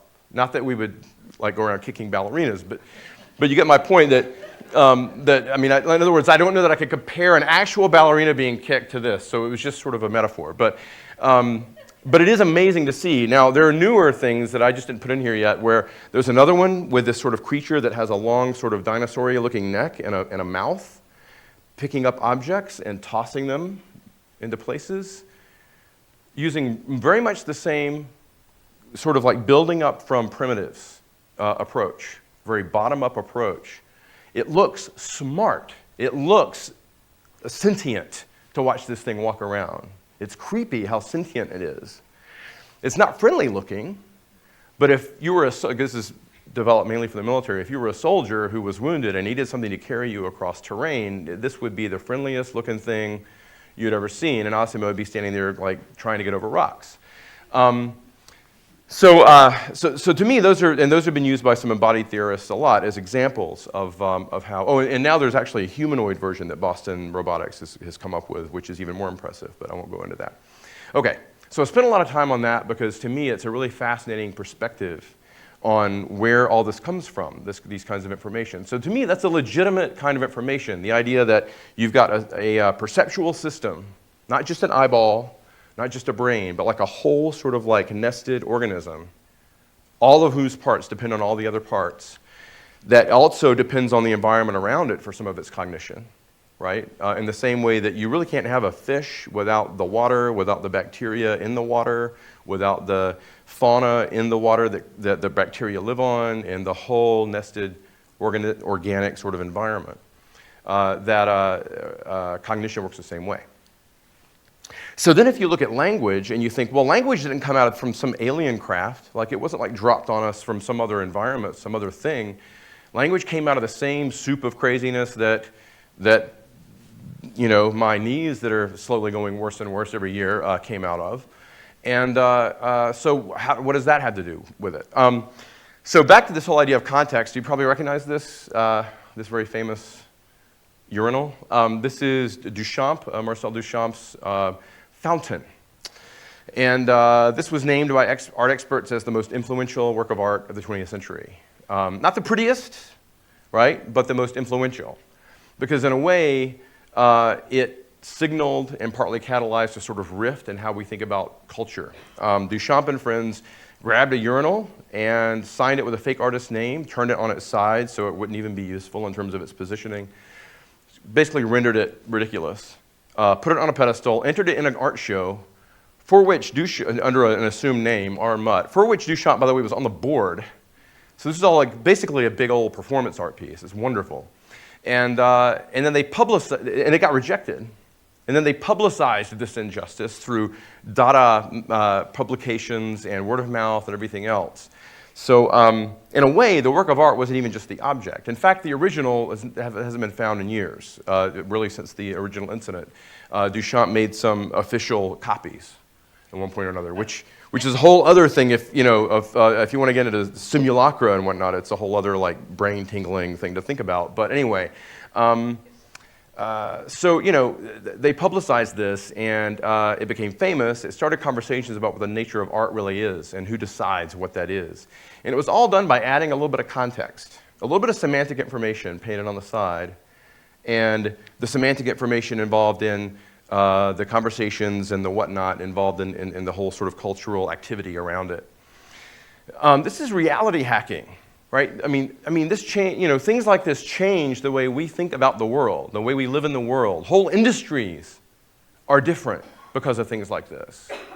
So this isn't just a language. Language here is not just some thing that gets sort of like, it's this ephemeral thing. We can live with or without it or whatever. It's really all about the objects. The objects only are what they are in part because of the language that are attached to them and that surround them. So not only is this information in terms of physical capability an issue, it's also this whole semantic thing for humans is a huge factor in all this. Semantic information changes the way that we experience the world around us. It becomes a part of that world so that it's a different thing with that information. If you look at this wonderful picture, look at all these bits of information. The lines on the road tell us where to drive. The traffic light is a virtual barrier that affects our behavior. The road signs give us this layer of instruction that adds meaning to the city around us. Without information here, it would quite literally be a different place. In fact, it's arguable it would never be a place at all, because every one of these structures came from a conversation. Like, all of these are conversations made manifest. This room we're in is a conversation made manifest. People had to work together. So language gives humans a sort of ability to scale and work together in ways that we couldn't have otherwise. So a city is as much a construct made of language, speech, as well as labels, signs, and whatnot, as it is made of atoms. You really couldn't have civilization without that. This is an org chart of what used to be the what was previously what IBM eventually became. In a presentation last year, I heard Peter Merholtz talk about how a cube farm in an office building is like this org chart made manifest, and I thought that was wonderful. And I was like, yeah, and it's kind of works the other way too, because that's due to the fact that these language structures are an architecture that we live within together, whether we acknowledge it or not. Whether these structures are defined explicitly, like in this diagram, or defined tacitly through sort of collective assumptions within a shared culture, the way we talk and write about our shared environment is also a structural feature of that environment. This Shanghai Metro, like mini subway maps. So this map is fascinating, and I keep forgetting the name of the designer who originally it occurred to him, I don't have to make a subway map look like the landscape, because I can simplify it and just make it about these labels. Well, that's because when you're in a subway, you don't control where you're going, other than just deciding what stop to get on or off, and you're underground a lot. So whether this thing turns this way or that way doesn't really matter. It's about saying, I'm going to get on at this name, and I'm going to get off at this name. And as long as I know what order they go in, we're all good. When I flew here, it's the same deal. I just follow the signs, man. We could be flying over the Arctic for all I know. I mean, I bring up the little thing and it tells me, but honestly, we're just traveling by names. The whole infrastructure of travel is it's set up so that I can say, here's a name, here's my money, take me to that place that has that name. So we've always lived in language, really, since the earliest beginnings of civilization. It's really kind of been part of what makes us people. And now we also live in software, which is language made into architecture, these places that we inhabit. And the map, in a lot of ways, has sort of become the territory. The idea that when we create this semantic artifact, that is also the thing that it describes, right? It describes itself to us, then that's a sort of a different thing than what we've been used to. We'll get to digital information in a minute that has a lot to do with that. But to me, that's sort of a world-changing thing, that we're living in these conflated environments in ways that we didn't really used to, I don't think. Now, the way I'm positioning this is that language is not information, language is environment, in the same way that we talk about Gibson talking about environment and that kind of information. So, or rather that you pick up information from it as opposed to it being information itself. So when I'm speaking, I'm vibrating the air, I'm affecting the environment. To someone, again, to like an alien researcher, it would just be, there's this creature, this organism, that seems to be able to be free from the surface he's on, so maybe this isn't part of me, who knows, but I'm making the air vibrate, and people seem to be responding to it, except for those who are like, oh my God, this is going on forever, but you know, some of you are responding to it, and so that's really all I'm doing. I mean, the only reason this means anything other than that to you is because you've learned it. You've learned the affordances attached, the semantic affordances, the signifying affordances attached to the shapes I'm making in the air. We're a very social species. I mean, my goodness, our babies take how long to finally finish being somewhat independent on their own? And that whole time, we're babbling to them, talking to one another. We're this linguistic species. And we use this as environment around us to get things done. Andy Clark, in his work, calls this cognitive scaffolding. Another phrase earlier, somewhere else in the book, he talks about how this is sort of an augmented reality trick that we've had long before we had anything that we called augmented reality. When we have a conversation, we're putting structures in the world between us that we both understand in some way and that we then inhabit together. There's that staring game. If I called somebody up, I got this from a guy in Brazil. He called somebody up and said, let's do the staring game. And he said, here are the rules. We have to stare at each other, and the first one that blinks or laughs loses. And then you engage in this activity that without that conversation and the structures that you agreed upon to have in the world between you, which you can't see, they're invisible. We just came up with them and we're remembering that they're there. We could do this thing that in any other context would be ridiculous or insulting or scary, right? If I just walked up to somebody, start staring at them, it's a little bit freaky, right? But we had this agreement. We created a little architecture there that we shared for a moment to play a game. Really, that's what all games are made of.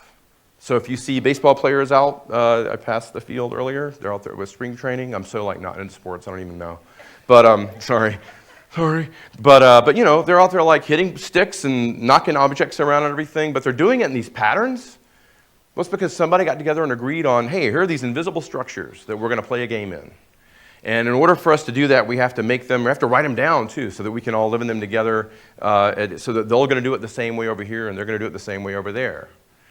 But they're not walls, they're not floors, but we act in them in the same way. Anyway, I think I've made the point. So you've learned affordance of what these environmental things we put into the world are, or that we write. We encode speech so it can last and be decoded by someone who's learned how to decode it. That's what learning to read and write is. And then we live in those structures in the same way that we live in all these other ones. So I was just at City Lights Books. Since I was, for 25 years, I've wanted to go to City Lights Books, and I finally got to go. And there's this wonderful sign that says, the poetry room's upstairs. And then you go to the stairs, and it's poetry room written here. And earlier today, I posted this picture on Flickr and Twitter and said, affordance. Because these stairs are sort of a built environment version of an ecological sort of affordance. Now, of course, they're signified too. There's a semantic kind of characteristic to this as well, because if I did not grow up in a place that had stairs, it really might not compute to me, especially, right? There are some cultures where, at least at one time, you show them a chair like in the West, and it didn't compute. They're like, When we sit on the floor, what would that be for? Is that like a thing I put my drink on? Have you ever seen The Gods Must Be Crazy? It's a similar thing, right?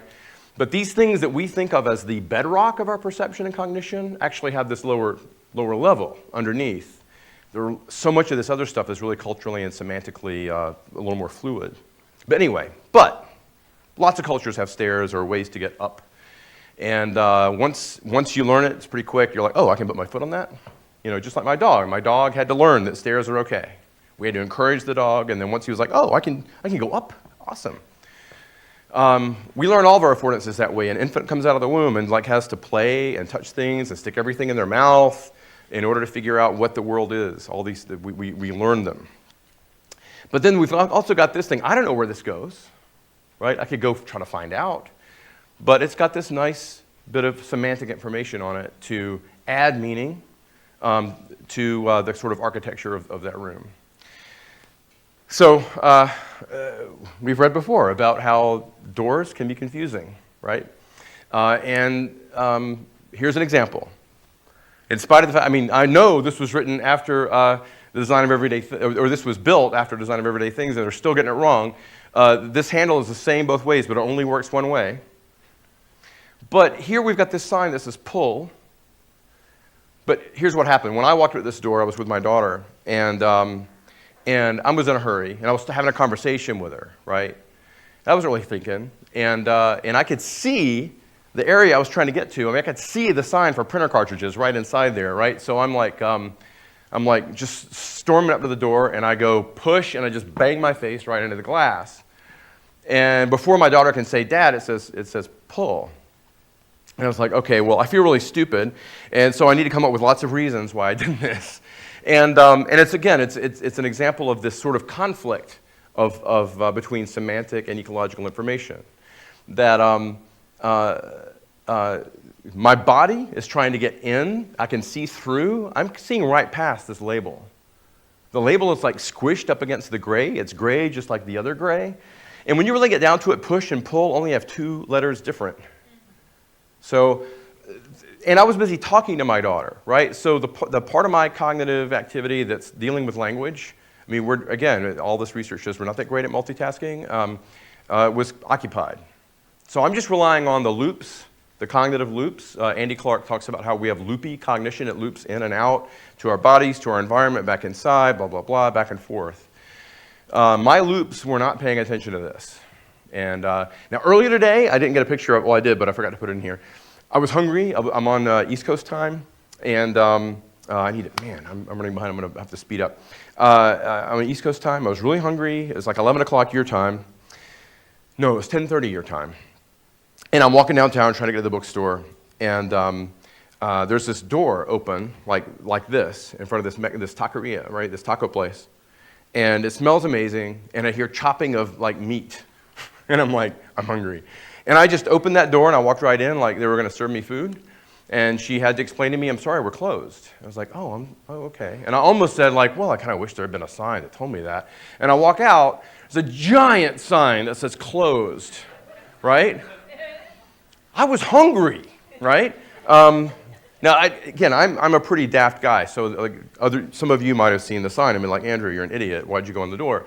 But I don't think I'm that different. I mean, we're driven by that kind of thing more often than I think we realize. Well, let's look at an interface. So this sort of digital ecological. So graphical user interfaces essentially are, they're like industrial design objects, but simulated. Okay, so a lot of what goes on in a graphical user interface is really taking things that we learned about people interacting with buttons on objects or levers on objects or handles on objects and whatnot, and trying to sort of simulate that with pixels to kind of give us affordance ideas about, well, this is what this does. And then a lot of them have to be labeled because we don't necessarily know what they mean. Like this little swirly thing next to get mail, I don't know what that means without the label on it. I might learn that and then I might turn my labels off, right? Because, oh, now I know what the symbol means, but it takes time. This is Zimbra, and in this case, there's 3 red X's. Now, I know you could say, well, one of them is red on white. The other ones are white. No, these are red X's, okay? And this was a client I used to use at a previous employer a lot, and I was always in a hurry, like we are. And I found myself clicking the wrong damn one all the time because it was just like thing that looks like the thing I do to do this thing. So I need to decline this meeting, and I click the delete. And thinking I declined it, right, because it went away just like it does when it declines. And people were like, hey, Andrew, I never heard from you about this meeting. I'm like, dude, I answered, right? I got in this kind of trouble all the time, and I had to, like, I wish I could script it so it would stop. Andrew, idiot, did you click the right red X? But hey, by the way, this is what we're doing with the whole reply all problem. I mean, we've had these problems for a while. My wife was trying to get out of the fab.com spam fest, and she goes to this thing to unsubscribe, and what some of us might call a dark pattern is here, because this red button is not to confirm your unsubscription. This is to opt back in, right? But in a sort of Gibsonian sense, this ends up being a signifier that is a stand-in, it's a proxy for a path through the woods. This is my way out. I just want to finish. I just want to be done. Is this what I need to be done? That looks like an action. That I've learned that this means this is what you do to keep going, right? So I thought I was heading in a direction, and this was going to finish that direction, and then I'd be out. The same way with like pop-up windows, right? I mean, I've worked for so many clients that are like, the best way to let a user know about something is interrupt what they're doing and give them this big message. Just pop it up. It's the best way ever. And I'm like, you don't understand. That's not what they're here for. So that's like me walking through the woods and tree branch, I'm going to push it out of my way. It's clutter. It's clutter. It's just in my way. This has helped me understand these things and sort of tease them apart, right? These layers apart in ways that, at least for me, maybe there were other ways to understand these things better, but for me, it's really clarified a lot of them. This is Twitter. So DM fail is a thing in our culture, right? I accidentally tweeted to the whole world a thing that I meant to DM to somebody. Well, look, this is the SMS interface, but I just finally turned off SMS because now that Twitter clients can just alert you within the client, I don't use the SMS anymore. But for a while, this was the SMS interface on my iPhone. This was the tweetbot interface for DMs. They look a lot alike. There's not a lot of simulated ecological information. Simulated, again, it's built on sort of layers. But the objects, the sort of object-like experience of this, there's not a lot of difference here to cue me in that I'm in a different context. Okay? So it's very easy for me to accidentally tweet to the whole world that, damn, now I want a burger, as opposed to just telling Dan. But that would not be nearly as embarrassing as some other things I have DM'd. So we underestimate also the power of labels, I think, at our peril. Now they've got an interesting relationship with the sort of physicality that we put them in and on. But even on their own, they are very, very powerful things. So in a lot of organizations, I've noticed that people tend to think that, well, the focus is on the object. The focus is on the thing, like the code. Or, you know, I mean, if you're using labels, it's labels for the machines to talk to the machines with, right? It's a taxonomy that the computers can use for one another. But in terms of what to call all this stuff, let's have marketing handle that. I actually worked with a guy who oh, this is so frustrating. He did all this work in this project. I was sort of half overseeing it. And he shows me the work, and he's like, hey, it got approved. It's great. Look, here are all my wireframes. And he said, now, the information architecture is done. It's gotten approved. Now, marketing might change the labels. I'm glad some of you laughed, because I'm like going, dude, the information architecture is the labels. It's the relationship of the semantic bits of meaning to one another.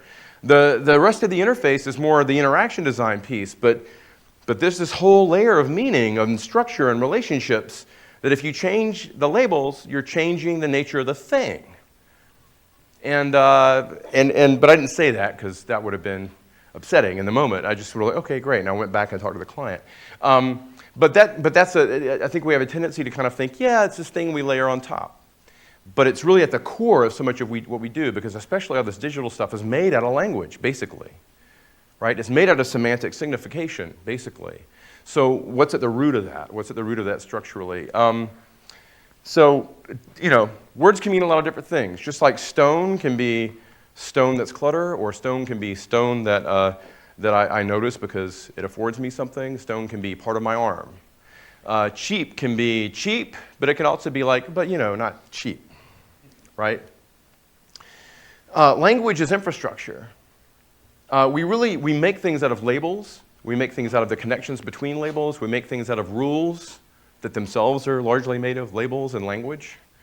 I've been in so many projects where people are saying, well, the business rules have already been decided on. You're just here to figure out how the thing should work. What? How it should work is mostly the business rules, okay? So, you know, a lot of us get so frustrated because we're not included in those conversations. But they're like, well, you know, but that's all like language and structure and what those things mean to one another. It's all made up of stuff that's just written down. This is an immersive information framework that is not physical, the US Constitution, but we live in it every day. You're all familiar with this. This comes up a lot, but this is not a pipe.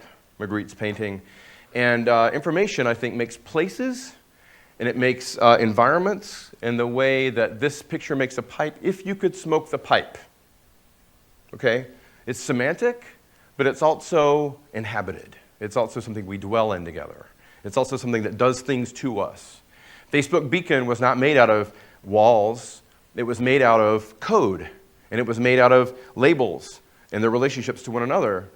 But it was like I'm in an auditorium, and now suddenly I'm in a restaurant, or I'm in a little conversation in an old alcove, but then suddenly I'm in an auditorium, right? Because when you make environments out of this stuff, you don't have to break down walls and rebuild some new thing that would be really obvious. You can just change the code, and the place changes. And that, to me, is at the core of this whole contextual conundrum that we're trying to work through.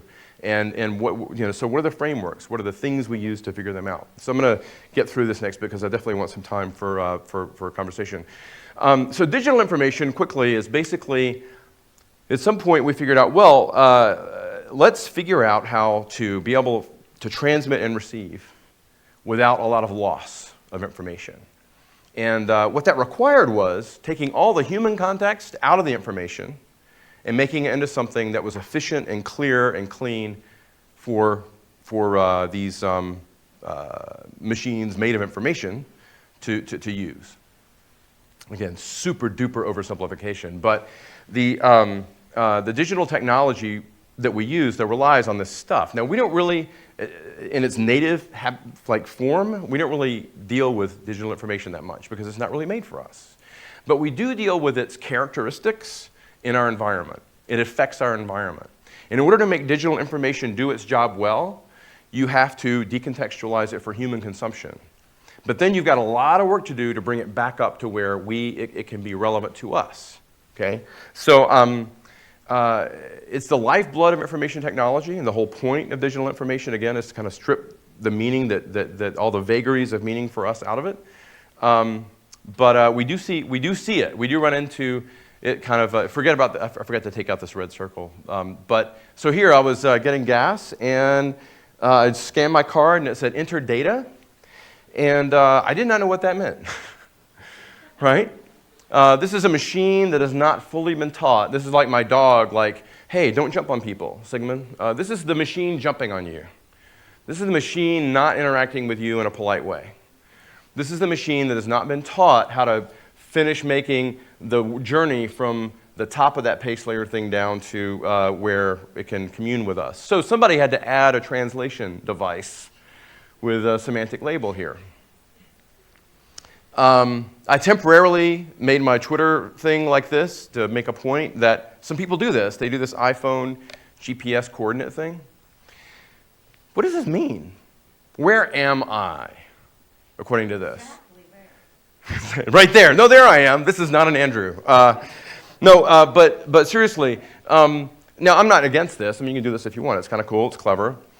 Although for the longest time, I didn't know if this was like a thing that changed as I moved around or not. I mean, I don't know. Still, I guess there's a script you could use for that. But I don't know where this is. This is a Cartesian grid bit that does not correspond with geography for me. I have not memorized latitude and longitude to the point where I understand this.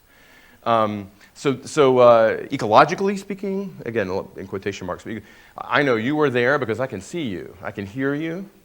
But if you tell me I live in Michigan, then semantically, because I've learned sort of a spatial, like even if I've never been there, I've grown up around maps. That's something that we get taught a lot. And I kind of know, oh yeah, you're in that big mitten-shaped thing.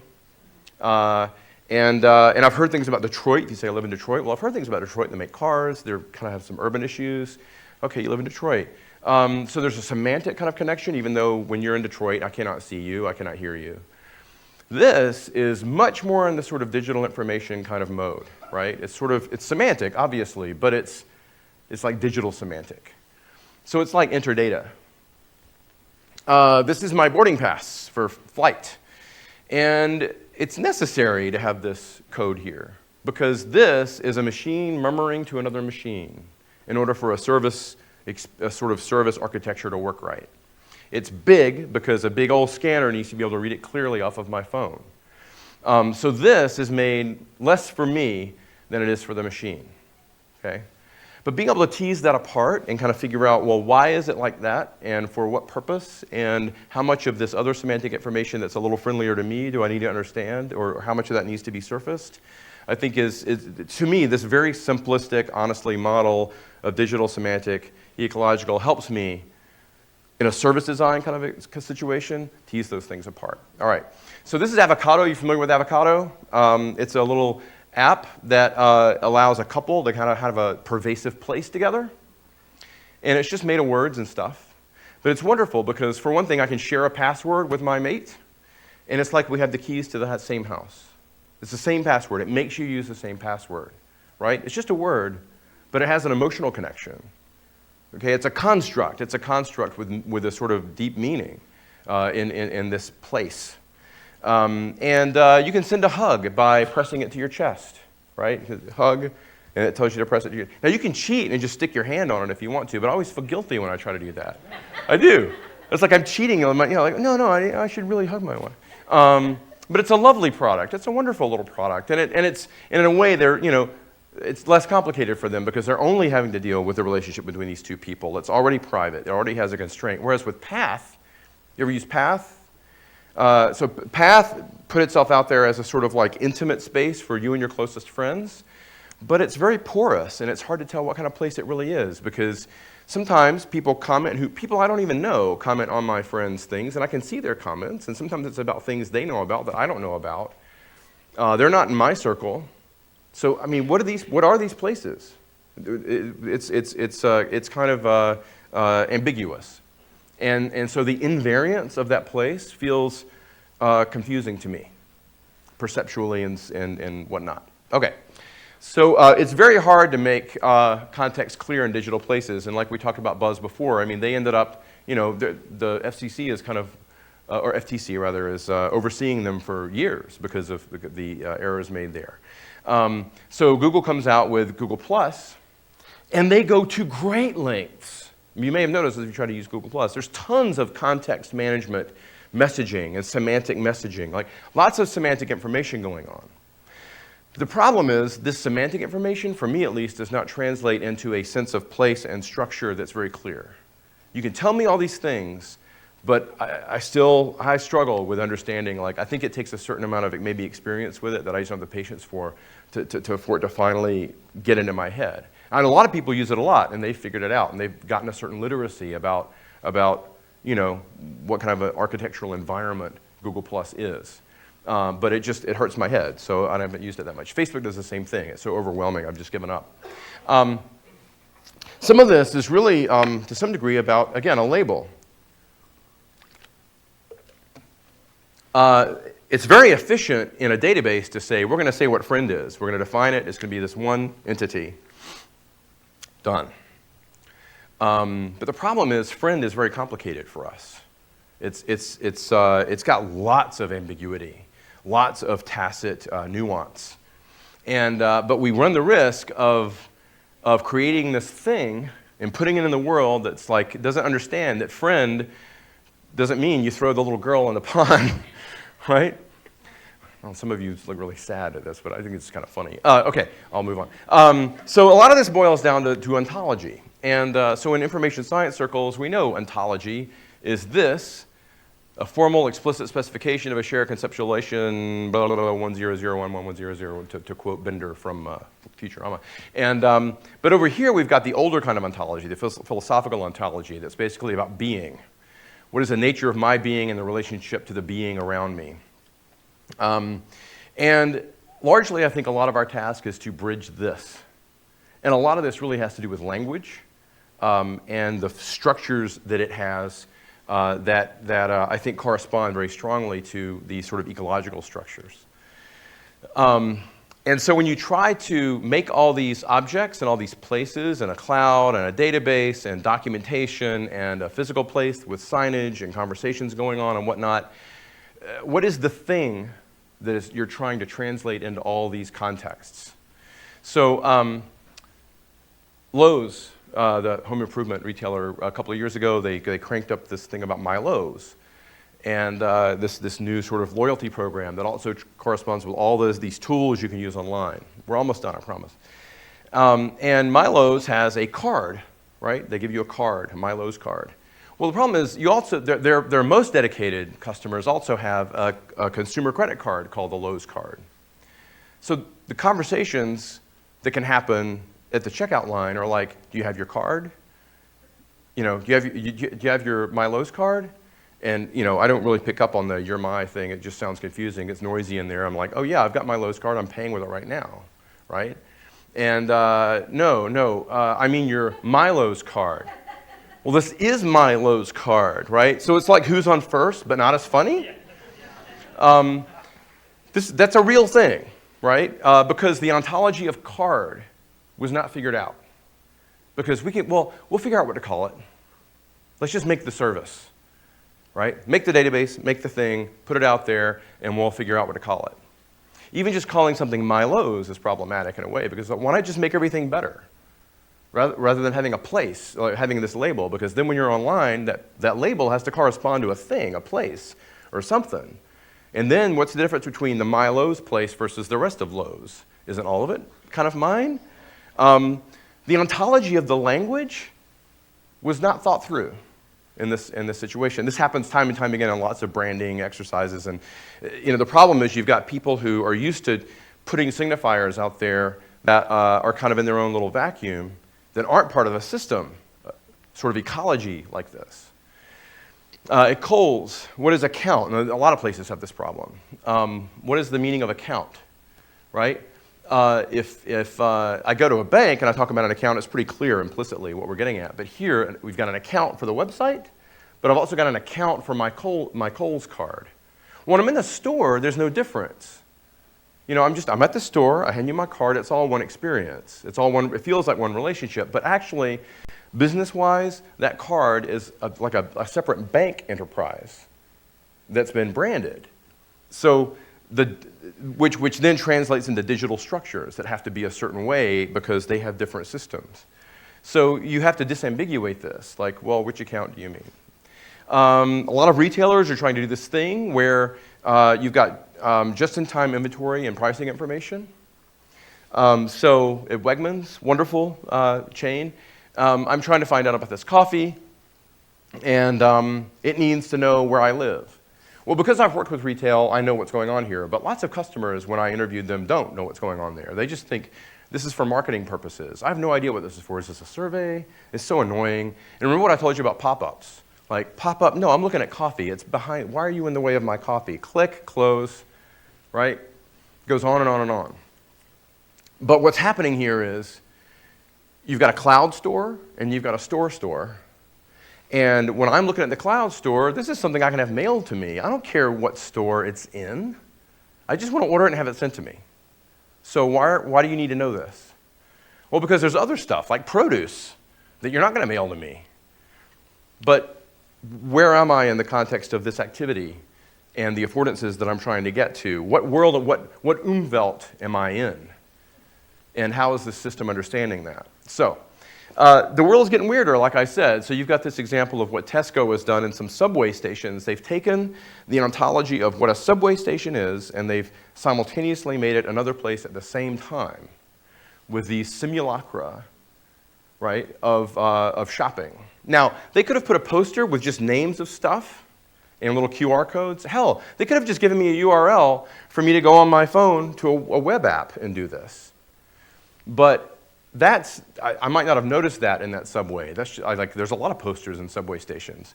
This is sort of simulating an ecological, semantic mishmash experience in this a pipe you can smoke way, right? And then using this digital murmuring of machines to machines to say, hey, machine, have a conversation with this other machine so that I can get my Snapple. So, this is just this big blended weird thing, and to me, this way of looking at it helps me to pull it apart, to understand which parts of this does the human need to understand, and which parts does the machine need to understand, and what is the nature of this place, and how does it correspond to the stores that you can walk into and buy the Snapple, and just pull it off the actual shelf rather than a picture of a shelf. So, we're basically done. Information modes, pace layers, and this is a loose overlay, but to me, it's a way that I'm just trying, again, understanding as a verb. I'm trying to work through how all this stuff works and what's going on underneath all of it, underneath language. And then how does that structure kind of bubble upward? And that's it. Thank you.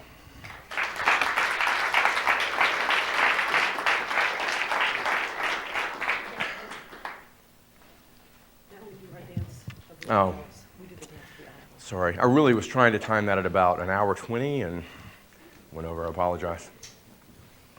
Questions? Hi. So I'm just curious, you spent a lot of time talking about language, Yeah. but started talking about screens. Yeah. And I think one of the things that seems sort of inevitable, at least in the way that a lot of sort of pundits and other people sort of talk about this is, we're going to have ubiquitous screens, flexible screens, screens everywhere, screens on every square inch of my body, blah, blah, blah. So I'm wondering from your perspective, why is the screen the answer if it's mostly about language? Yeah. And I don't know if that gets back to like sort of So knowledge the reason, navigators. yeah, good question. I think the reason why you have that question is because I did not explain this very well. The world as a screen is kind of, I was trying to kind of give a clever title, and I think it may have thrown off things, but what I was trying to get at with that slide of the field is that this is the screen. There's no screen there, but what I'm trying to do is to kind of flip us around and get us out of focusing on screens first and think of environment first, right? So what's the perspective we're bringing to the world? We're still, I think, stuck in a mentality where this was a specialized environment that somebody working at a terminal, I mean, even going back before the personal computer, the idea of somebody sitting at a terminal in a corporation with a big, giant machine with a specialized job, okay, that I've been trained to do. Whereas now, I'm being thrown new informational like constructs every day. Like this, well, the phone's over there, but my iPhone has got crap on it that every one of them has a new freaking like environmental sort of logic. So even within itself, across all those, it's confusing. But then the thing is like I was saying before, that if we stay just focused there, it's kind of missing the point because really that is about all of this. Okay, so to me, I'm trying to start here and then figure out how all of that fits in. And it brings a lot more clarity, at least for me. And I think that really, I mean, all I'm talking about here is like things like user scenarios. But I've seen many, many user scenarios written up that are like, user sits down to laptop, looks up URL, blah, blah, blah. Right? That's not an environment. That's a keyhole to a very specialized, digitally influenced environment that kind of has its own internal logic that's sort of artificial, that's in a strict hierarchy, for example, rather than this sort of nested weirdness. Whereas one person coming to, like, I did, not to go too long with this answer, but I did some work with an organization called breastcancer.org some years ago, and we had to work through the fact that when someone has been diagnosed with cancer, or they're waiting to hear a diagnosis, they're in a sort of completely different cognitive state than when they've been told, no, here's what you got, Here's the details about it. So it's like they can't comprehend a lot of stuff in that first state, but in that second state, by and large, they were ready to become expert researchers, man. Throw it at me. Give me a very complex thing. I'm going to dig in. And we had to be able to figure out, well, how do we adjust for that? Is it stone that's clutter, or is it stone that is decoration? Is it stone that is part of my arm? I don't know if that made any sense or not, but okay, good. All right, anybody else? Very interesting, thank you. I think you covered a huge amount of information here. There is like data, information, metadata and stuff. What do you feel is the path to kind of extract the context from all of this? Like there are deep layers of semantics, like all the way talking about meaning of meaning, right? Yeah. So where should one start to kind of fetch, to get to the context, to get meaning to Yeah, it's a great question too. Like, I don't know. I mean, I'm a year into untangling this for myself, and within sort of a community of other people, that sort of a little cabal that's talking about some of these things and figuring them out, especially in this sort of information architecture sense, because a lot of what I focus on is the meaning behind the screen, the meaning behind the UI, like the context that UI sits within and how it links to other things. And but just because a friend of mine at IA Summit just the other day, Jorge Arango, said, just because you don't see it doesn't mean it's not there. That there's this stuff back there that some of us have been sort of like kind of seeing when we cross our eyes just right, and we've been trying to get it right for like 15 years now. That to some degree the hyperlink brought into the world, but anyway, I mean, I'm just trying to like figure out what are some core elements. So that's why this sort of perhaps